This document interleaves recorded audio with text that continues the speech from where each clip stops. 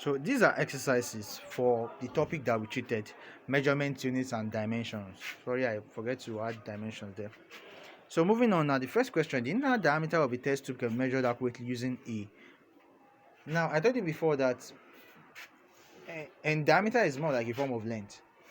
And I think that we have three instruments for measuring length. You have what the meter rule, the vernier caliper, and the micrometer screw gauge. And I think that your meter rule is used to measure what large length, while your vernier caliper is used to measure smaller length that are smaller than that you actually use meter rule for.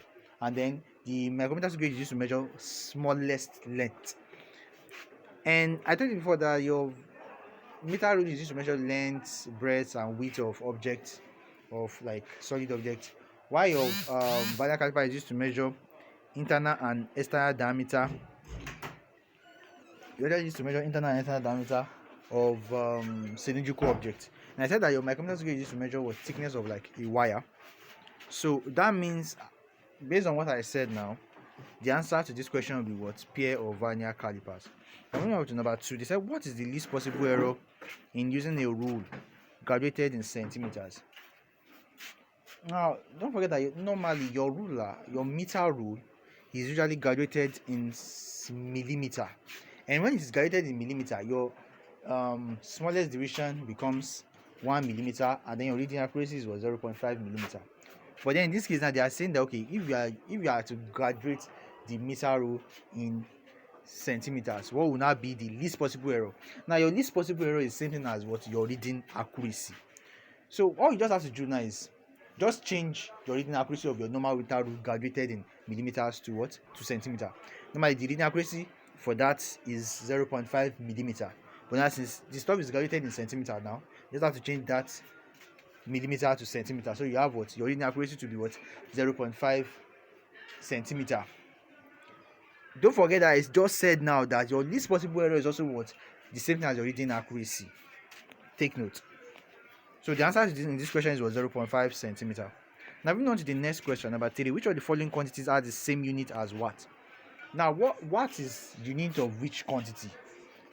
Power. What is the formula for calculating power? We have a lot of formulas for calculating power. One of which we have, like, let me just say like 3 of them, and then you'll be able to like pick the answer from that. The first is energy transferred over time. The second is work done over time. The third is force times velocity. So out of all these things I said now, which one is in the option? Force times velocity. So that's your answer, option D. Now the next question, number 4. The external, I intentionally put this question number 4 because I didn't really explain it in the normal class, and I would love to use questions to actually explain it so you understand it better. Now number 4, the external and internal diameter of a tube are measured as 32 plus 1 plus or minus 2 millimeter and 21 plus or minus 1 millimeter respectively. Now determine the penetrating error in the thickness of the test tube. The first thing is, how do you calculate the thickness? The thickness is equal to is different from the the thickness is equal to the external diameter minus the internal diameter. Now your external diameter in this case will be what? 32, while your internal diameter will be what? 21. So you do the maths. 32 minus 21 will give you what? Will give you 11. I think it will give you 11. Now what will not be your percentage? Now what will not be like your error percentage? Now you have your normal percentage based on the actual values that you are given, which is 32 and 21. That's 11 millimeter. Now based on the error, now what will be the thickness, error thickness? So that will be so you can either decide to add those values, like now you have plus or minus 2, so you can then decide to just add 2 to that value. Now when you're adding 2 to the first value, which is the external diameter, you have to add the error of the second value, that of the second quantity that you are going to use. So for example, let's say for this now, let's decide to use plus. So you have 32 plus 2, that will give you a 34, and then for the other one you have a 21 plus 1. Do you get? So now you have 32 plus 2 should be what? 34, and then you have 21 plus 1 to be what? 22. So when you now get those values, then you subtract, you calculate your thickness. So that thickness will be what? The error thickness. So you have 34 minus 22. So that will give you what? 12. Now with that, now what we now do is what? Then you look for the difference between the error thickness and then the actual thickness. Now the actual thickness is 11, while the error thickness is what? Is 12. So that will be what? 12 minus 11. That will give you what? 1. So that's like the actual error that you will get when you calculate the.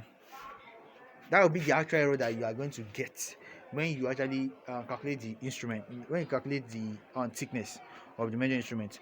So now to not get the percentage error, the percentage error will be what? 1 over. It will be 1 over the actual. It will be 1 over the actual thickness, which is 11. So you have 1 over 11 times 100%. Now 1 over 11 should give you like 9 something, like 9%. So that's your answer. So your answer is what? 9. Is it 9? No, that's wrong. 1 over 11. Yeah, it should be 9. That should be 9. 1 over 11 should be 9. I don't have a calculator and I don't think I can use a calculator right now. So you can punch it in and see. So your answer will be 9. So that's what? Option C. Now number 5. Which of the following is the dimension of pressure? Now, what formula of calculating pressure? Pressure is what? Force over area. And the dimension of your force. What formula for calculating force? Formula for calculating force is what? Mass and acceleration. And the dimension of your force now is mLT raised to power minus 2. And then the dimension of your area is what? L2. So you have what? mLT raised to power minus 2 all over L2. So when you do the math, you have M L raised to power minus 1 T raised to power minus 2. Do the math. All you're going to just do is what? M L T raised to power minus 2 all over area, which is what? L2. Then you do normal indices, and then you get M L raised to power minus 1 T raised to power minus 2. So that should be option E. That should be option E. Now number 6. At what respective values of X, Y, and Z with the unit of force, the Newton, be dimensionally equivalent to mx L Y L raised to power Y T raised to power Z? Now this is where I said something about homogeneity of equations and all when I was when I was talking about the usefulness of dimensions. So that's what this question is basically talking about now. So they want to know what will be the dimension. Basically, what I'm asking you here is that what will be the dimension of force? And what's for now calculating force? Force is what? Mass times acceleration. Your mass is what? M. Now your acceleration has a dimension. Now, what I always tend to do is for that is okay. Then I'll write all the formulas for what I need. All the formulas I need. For example, now for acceleration, now I know that acceleration has a dimension, and the dimension of acceleration is not like L alone or T alone, like that of mass that does M. So I have to like walk down to where I actually to where I actually like have actual dimensions that are like M, L, and T. So what I do now is acceleration is equal to what? Acceleration has a dimension, so I can't really use it directly like that. So you have, then I'll go to the formula for calculating acceleration. Acceleration is what? Velocity over time, change velocity over time. Now, time is an actual dimension on its own, T. But then velocity is not an actual dimension on its own, so I have to like walk down again. What for calculating velocity? Velocity is what? Displacement, change displacement over time. Now, displacement is a form of length, so that's an actual dimension. So you have L for change in displacement all over the time, which is what? T. So you have what? LT raised to power minus 1 as the dimension for velocity.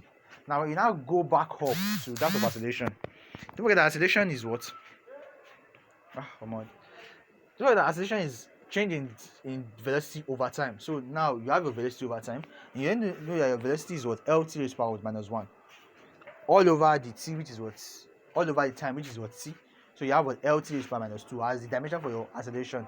So now go back to your formula for calculating force. Force is what? Mass times acceleration. So you are going to have what? M times LT raised to power minus 2. So the dimension for our force will now become MLT raised to power minus 2. So that will be dimension for your force. Now you can now come back here. Okay, for M, what do you have in M in the actual dimension for force? That's what? 1. Although you didn't write anything there, but when you don't write anything, that shows that the stuff is 1. If it was 0, you won't have that and dimension. You won't have that m at all. But then since m is there, and it's not like carrying like 2 or 3, so it is 1. So that means x is 1, and then your y is what? 1 as well, and then your t is what? -2. So the option is what? Option B. Now physical quantity that has the same dimension as impulses. Now what's formula of calculating impulse? Impulse is what? Force times time. Is force times time. So let's now move on, and the dimension for impulse now will be, since the force times time, we know that our dimension for force is ml t raised to power -2 times t. That will be what? Ml t raised to power -1. So which of them has that? That's what your dimension for your energy is, what? ml2 t raised to power -2, because the formula for calculating your energy is what? Force times distance, and that's like ml t raised to power -2 times l. So that will be what? ml2 raised times t raised to power -2, which is not the same as that of impulse. Then your momentum is what? Force times velocity. Now your force is, I said force, it is mass times velocity, and your mass is what? M, and then your velocity is what? lt raised to power -1. So when you do the math, you are going to get what? mlt raised to power -1. So that's the dimension for impulse. But let's then force tension. The formula calculating surface tension is force per length. So that's like force over length. So for that, you are going to have what? mlt raised to power -2 all over L. So when you L, you cancel L, so you have what? mt raised to power -2 as the dimension for calculating what? Surface tension. Then your pressure is what? Force over area. We already did that, so I won't go over that again. So the answer to this question is what? Is B. Momentum. Now option 8. This is a repeated question. So it said the inner diameter of a test tube can be measured accurately using, we already said this already, a pair of vernier calipers. Now number 9, it said which of the above are the correct SI unit of the quantities indicated? So they said for force, the normal SI unit for force is what? Is Newton. For torque, what's formula for calculating torque? Torque is what? FR. That's like force times distance. So that would be what? Newton meter. That's also correct. Then for your current is what? Ampere. You already know that. Then for your power it is what? It is watt. W. So that means, and all the options here are saying 1, 2, 3.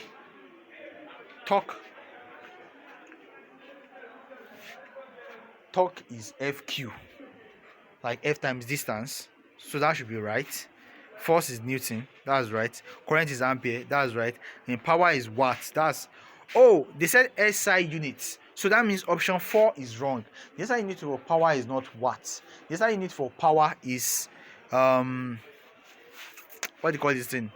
The SI unit for power is something like Newton. Newton meter per seconds. Something like that.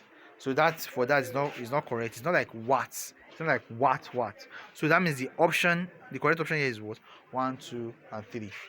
So take note that watt is like not an actual SI unit for power.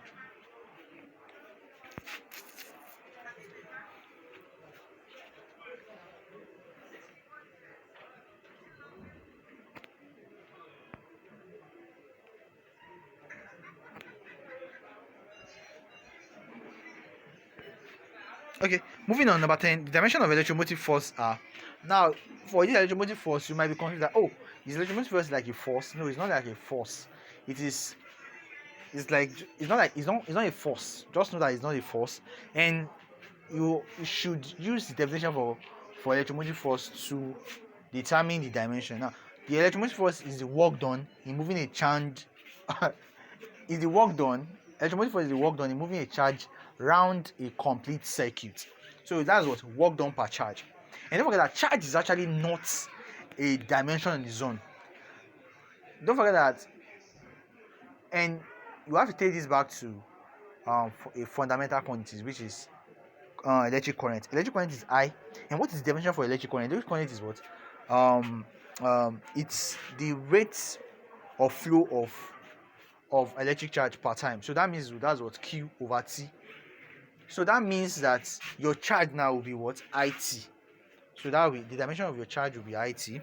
So you have the dimension of your charge already.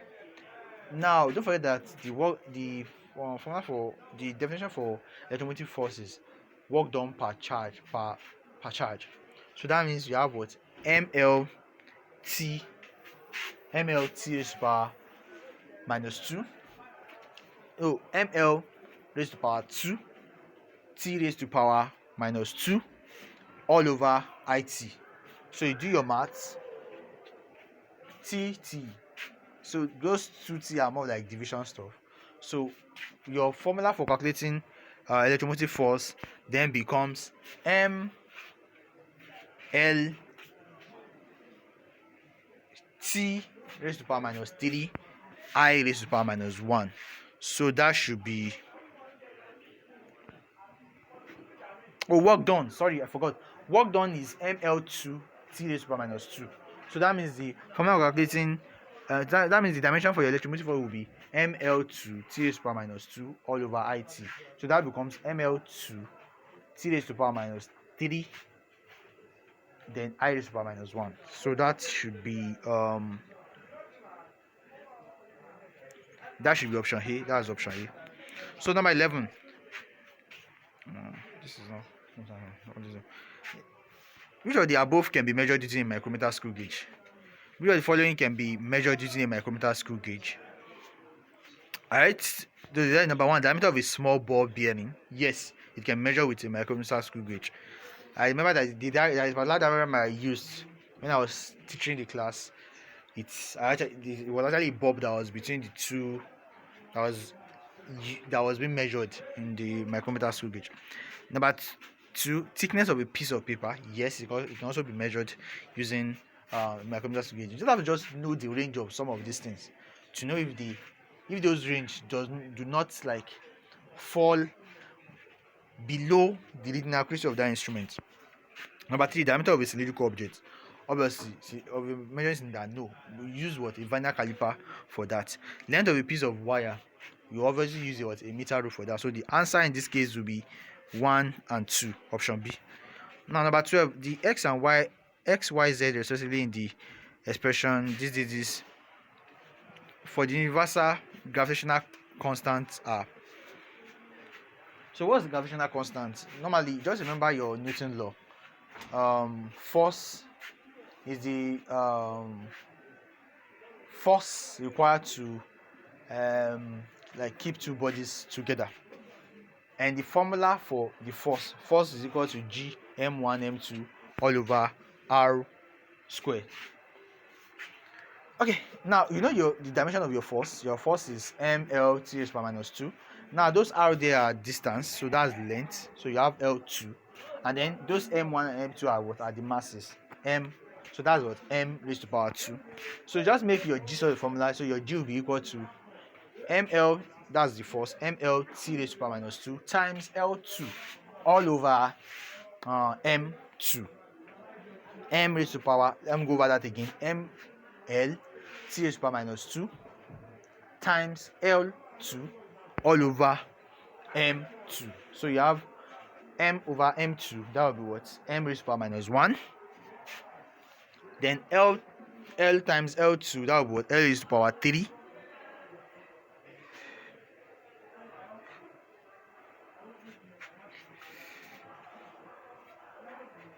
Okay, and then you have all over m2. Okay, I already did all over m2 already. So that all over m2, that will give what? M raised to power minus 1.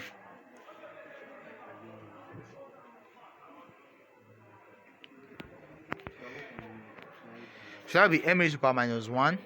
And then for your L will be L raised to power 3. And then your T will be still be what? Minus 2. So you have M to be minus 1. Okay. L to be 3. Okay, and then T to be minus 2. So your option is what? Option B.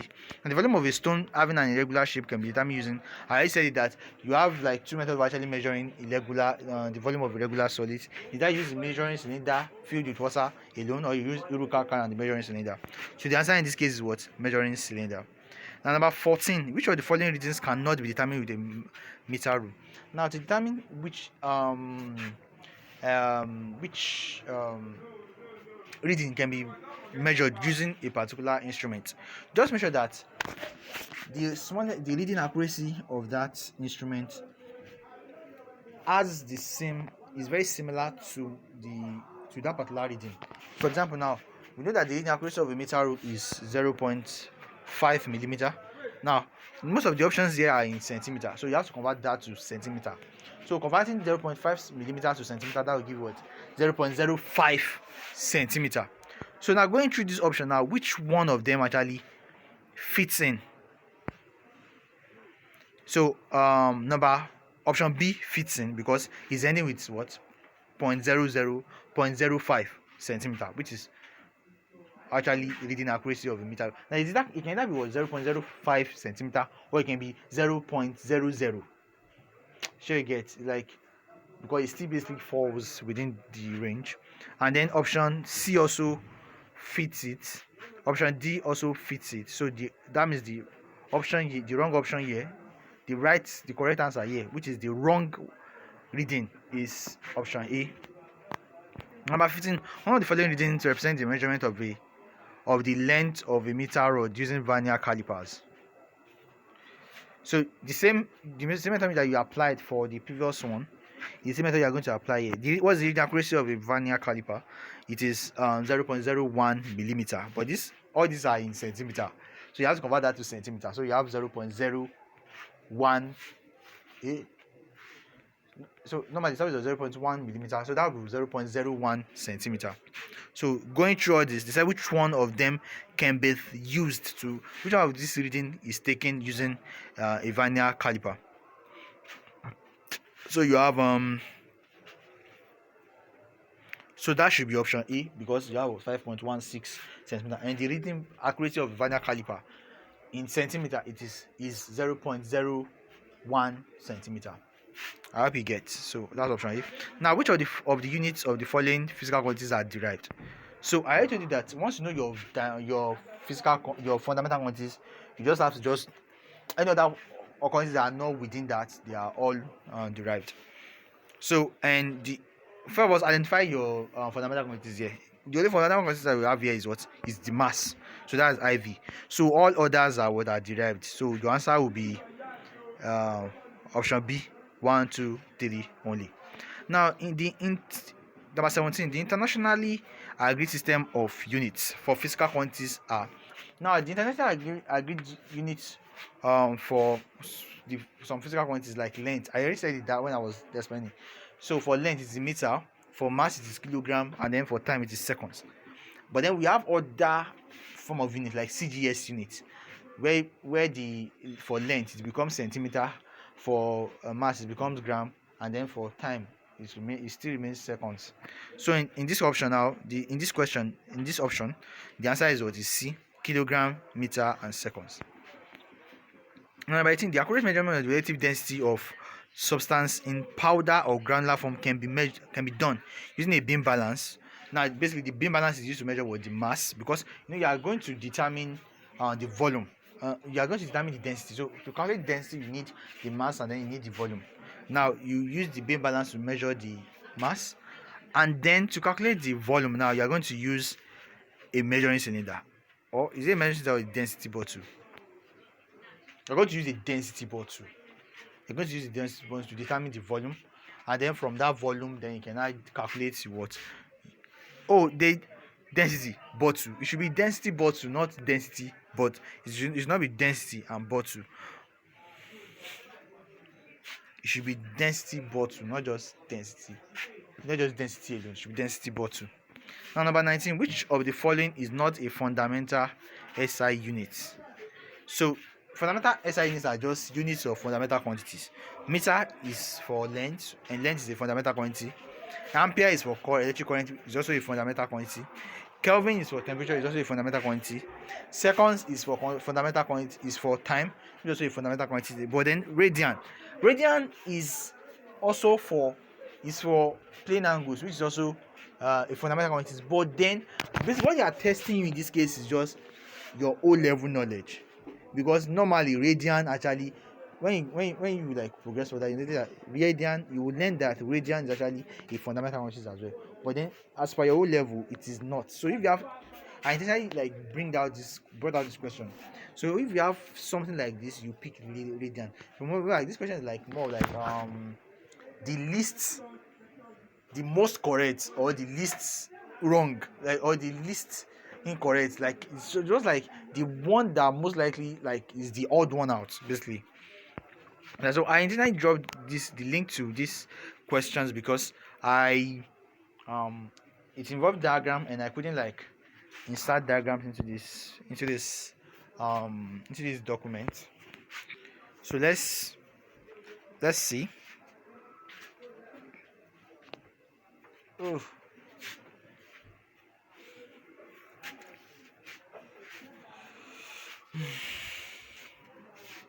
bro, never.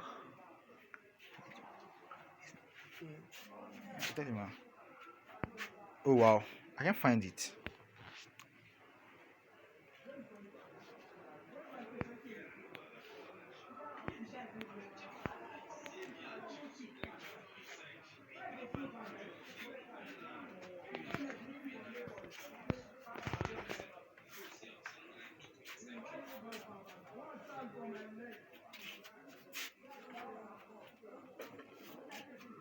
Okay.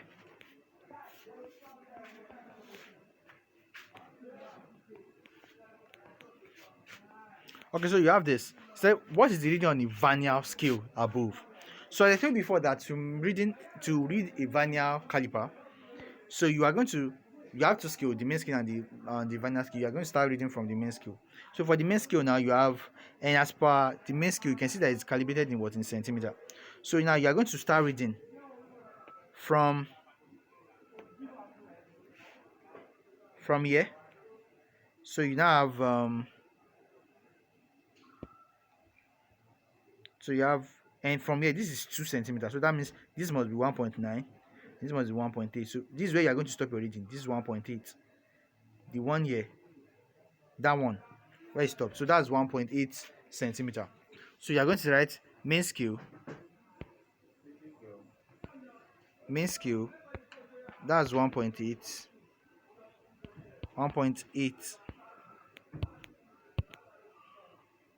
centimeter. Now for your vernier scale, now you're going to read your vernier scale, and you're going to stop where the lines on the vernier scale coincide with the line on the main scale. So going through this,